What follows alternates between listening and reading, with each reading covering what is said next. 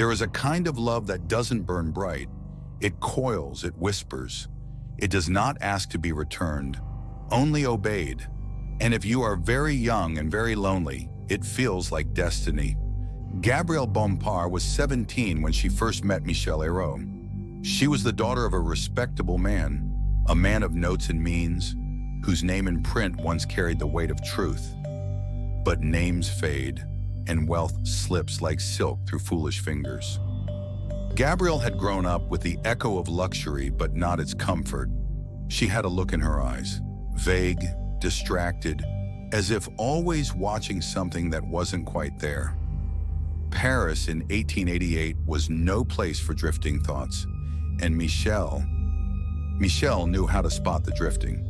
He was older, by nearly 20 years, tall, talkative, always half smiling, as if in on a joke you hadn't heard yet. He claimed to be many things, a businessman, a traveler, even a novelist. But he was, in truth, nothing, a con artist without a cause, a man with no future who fed on the futures of others. And he saw Gabrielle like no one else ever had. "You are hypnotic," he told her once. But in truth, it was he who knew the art of hypnosis, not the swinging pocket watch kind, the deeper kind, the one that starts with charm, folds into intimacy, and tightens like silk cords around the mind. Gabrielle was entranced, not because she was foolish, but because she was tired of being unseen, unheard, and good. Michel offered danger wrapped in the warmth of attention. She followed him. The first nights were the most intoxicating. He took her dancing under gaslight, whispered Baudelaire into her ear as the city blurred by in horse-drawn silence. He gave her laudanum to sleep, then more to stay awake. He told her secrets that may never have been true, but they felt like gifts, and slowly she changed. Gone was the shy daughter of a civil servant. Gabrielle began dressing in crimson, her eyes darkened with kohl. She laughed too loud. She slept too little. She followed Michel into gambling rooms and sordid hotels, learning to smile like someone who knew the rules now. And then he began testing her. "Would you die for me? Would you steal? Would you lie to protect me?" She always said yes, not because she believed in crime, but because she believed in him. It was in a seedy room above a cheap cafe that he first asked, "What if we killed a man?" There was a merchant, rich, gullible, traveling alone. Michel said it was fate. Gabrielle said nothing. She simply looked out the window. Her reflection was almost unrecognizable now. The plan was simple, or so he said. They would lure the man, Gouffet was his name, into a rented apartment. Gabrielle would seduce. Michel would strike. They'd take his money, disappear to America, start again. She nodded, quietly. And on the evening of July 26th, 1889, Gabrielle wore her finest dress. She even added a blue ribbon to her hair, the way Michel liked. Her lips trembled slightly, but he took her hand and whispered, "You're doing this for us." When Gouffet entered the room, he smiled, awkwardly, nervously. Gabrielle greeted him like a lover. She asked him to sit, and behind the curtain, Michel waited. The rope dropped, the man thrashed, and Gabrielle closed her eyes. When she opened them, there was no more breathing in the room. Michel wrapped the body in a carpet. She held the door. They disposed of him like furniture, dragged, shoved, abandoned in a trunk, dumped into the Seine as if nothing had ever lived in that skin. And then they left. The days that followed were a blur of trains and tension, from Paris to Le Havre, then London, then Liverpool, eventually America. Michel was more restless now, paranoid, violent. He began locking doors, whispering to himself, accusing Gabrielle of betrayal, even in sleep. She had done everything he asked, everything, and yet now she was the enemy too. One night she tried to leave. He dragged her back by the hair. eyes wild. "You are mine," he hissed. "No one else will ever want you." She believed it, until one morning in New Orleans, she woke up early. Michelle was still asleep, and she walked out of the room with nothing but the clothes on her back. She found the French consul and whispered, "I know about the man in the trunk." Gabrielle's return to Paris was not triumphant. The press called her the hypnotized murderess. They printed sketches of her eyes, always her eyes, as if they held the answer to her guilt. Some believed she had been controlled. Others saw her as the femme fatale, the seductress who lured an innocent man to his death. She sat in the courtroom, pale, thin, fingers twitching in her lap. "Did you kill him?" they asked. I was under his spell," she whispered. "He told me I wasn't real without him." The trial dragged for weeks. Mikkel was caught soon after. His defense was rage. He screamed in court, called Gabrielle a witch, a liar, a whore. She did not respond. In the end, the court made its decision. Michelle would be guillotined. And Gabrielle, 10 years in prison. Some say it was mercy, others said it was cruelty. 10 years of remembering. But this is not yet the end. There are still dark rooms to walk through, still whispers to unearth. For not all prisons have walls, and not all freedom is peace. They sent her to Saint-Lazare, not the one with gardens, not the one where you hear birds, the other one, the one with gray walls, rooms like mouths with no sound, and corridors that smelled of mildew, wet laundry, and loss. Gabrielle Bompard was 20 when she arrived. She looked older, not from time, but from too much memory. And she brought almost nothing with her, just her name, her story, and the look in her eyes that no one could understand. The nuns at Saint-Lazare didn't speak much. They watched. They judged. They had seen women like her before, girls ruined by love, or madness, or men. Sometimes all three. She was placed in a room with one window. The light came in like a whisper, too weak to warm anything. The bed was narrow, the sheets rough. But the worst part was the mirror. It was nailed to the wall, small, cracked. Every morning she saw herself split into three, and in none of those fragments could she find the girl she used to be. At first, she wrote letters no one read. She wrote to her father, but he had died of shame not long after the trial. She wrote to friends. What friends? They had all vanished like smoke. Once she wrote to Michelle, just one line. "Are you still in my head or am I in yours?" There was no answer, of course. His body had been dropped into a grave marked only by a number. But sometimes at night, Gabrielle would wake up gasping, swearing she heard his voice behind the wall. "You were mine," it whispered. "You are still mine." The years passed slowly, like syrup down a wall. Time in prison isn't made of days or months. It's made of routines. Bell rings, morning. Bell rings. Work, bell rings. Eat, pray, be silent. She scrubbed floors until her hands bled, sewed linens for people she'd never see, prayed without knowing if she believed. Sometimes new inmates arrived. Some of them recognized her. "You're her," they would whisper, "the girl who killed for love." She never corrected them, because what was the point? Gabrielle Bompard had become an echo of her own crime, a headline with fading ink, a cautionary tale mothers used to scare their daughters. "Be careful who you love," they'd say, "or you'll end up like her." By year 3, her hair began to gray at the temples. By year 5, her voice grew hoarse from disuse. By year 7, she stopped looking in the mirror altogether. There was no one to recognize anymore. But sometimes, when the guards weren't watching, Gabrielle would take the old piece of newspaper she'd hidden under her mattress. The article was yellowed, torn.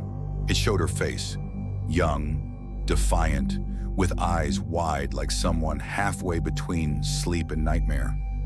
She traced the lines with one finger. "She's not me," she whispered. She was never me. But then who was she? One rainy morning, the prison chaplain came to her cell. He was kind, in the way people are when they're trying not to be cruel. "You've been granted early release," he said. "Time served, good behavior." Gabrielle blinked slowly. "Released," she repeated. The word felt foreign, like a coat that didn't fit. "Yes, you'll leave next week." And then he added, almost apologetically, "But we don't recommend staying in Paris. People remember." Of course they did. Some memories don't die. They rot quietly in the corner. Her last night in prison, she didn't sleep. She sat on the cold floor, hugging her knees, staring at the locked door, and she whispered to it, "Do you still want me, Michelle? Do I still belong to you?" The door said nothing, but the silence felt like an answer. She stepped outside at dawn. No one was waiting. There were no reporters, no protests, not even the curious. Just the sound of carriages in the distance, and the cold wind brushing her cheeks like a stranger. She walked without knowing where to go. Her name had been on every tongue once. Now it meant nothing. Less than nothing. Gabrielle Bompard was a woman the world had used up and thrown away. She found a boarding house, cheap, quiet. The landlady didn't ask questions. She said her name was Anne, just Anne. No surname, no past. The room was small, but it had a bed and a window and no mirrors. That was enough. She took work in a dressmaker's shop, threading needles, stitching hems. It was slow, repetitive work, just the way she liked it. Sometimes a customer would say she looked familiar. She would smile politely. "No, madame, you must be mistaken." They always were. At night, she would sit by the window and listen to the street sounds. She liked the sound of footsteps the most, coming, going, never stopping. And she would ask herself, was it love? Or just a trick I wanted to believe? She never found an answer. But sometimes in dreams, Michelle came back. Not as a monster, not even as a man, but as a voice, soft and warm, asking her to follow again. And even in sleep, she would whisper, "No." They say the mind protects itself, that it rewrites stories to survive. Gabrielle Bompard lived quietly for years. No headlines, no whispers. Just a woman with tired eyes who fed birds from her windowsill. Until one day she didn't open the curtain, and the landlady knocked and found only silence behind the door. She had died in her sleep. No note, no final words. Just a faded scrap of newspaper beneath her pillow, her own face, young and blurred by time. And on the back of it, written in pencil, "I remember now, but I wish I didn't." History is a cruel storyteller. It remembers the dramatic, the scandalous, the wicked, but it forgets the in-between. And Gabrielle Bompard lived in the in-between. After her quiet death in a rented room, her name flickered briefly across the pages of one or two old newspapers. Gabrielle Bompard, the hypnotized accomplice, dies in obscurity. Notorious femme fatale passes, unmourned. But even the obituaries forgot her age. They called her elderly, though she was only 49. They called her infamous, though most readers no longer remembered why. And then, silence. No family came to claim her. No friends, no letters, no flowers. Her body was taken by the city and buried in an unmarked grave, somewhere beyond the edge of Paris, under a name no longer hers. Gabrielle Bompard vanished, not in fire, not in blood, but in dust. Years passed, then decades. New crimes stole the headlines.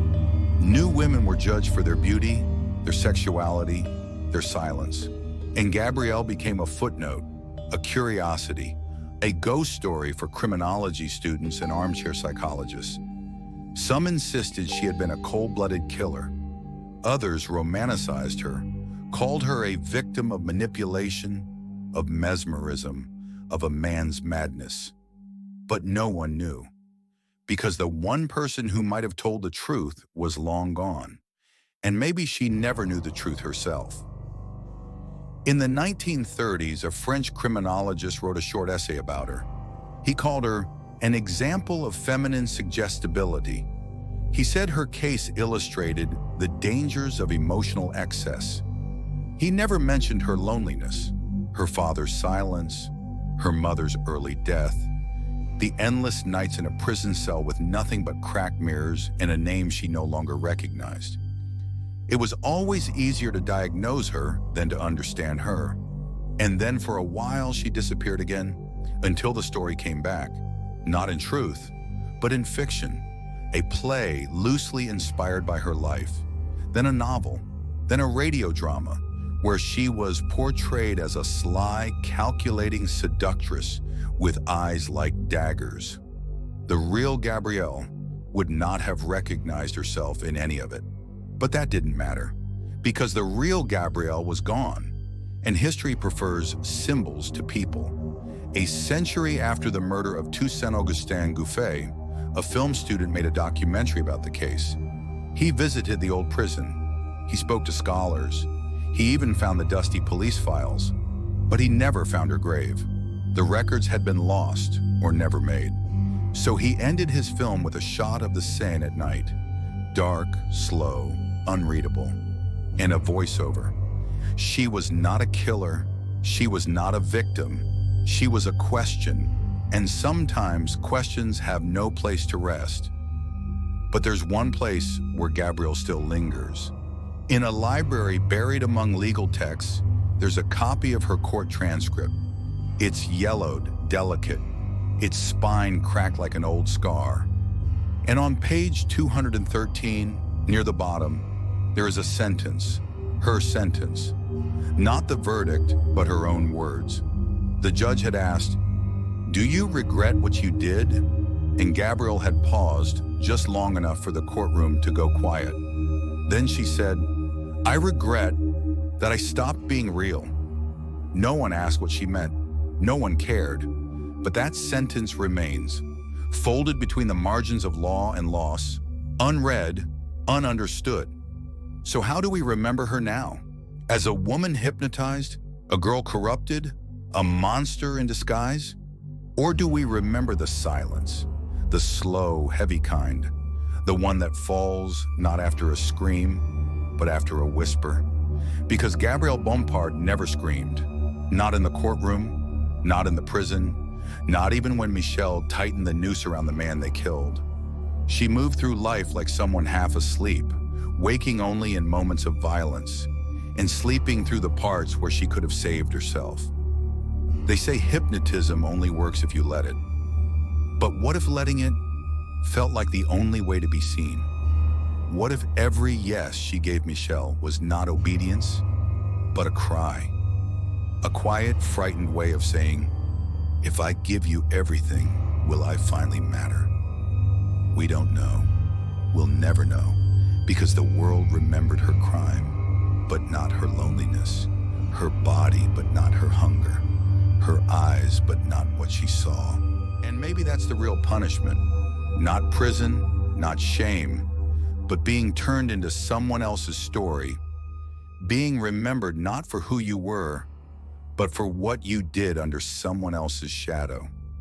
Tonight, someone will walk the streets of Paris, passing the place where Gabrielle once lived. They won't know her name. They won't know what happened in that room with the blue ribbon and the merchant, and the lie that turned into murder. But somewhere in the walls, in the cold of an old staircase, or the faint echo between street lamps, there's a trace of her. Not a ghost, not a warning. Just a girl who once wanted to be loved so badly, she let herself disappear. And now, she sleeps, not in a bed, not in a grave we can find, but in a space between memory and myth, between guilt and grace, between a whisper and forgetting.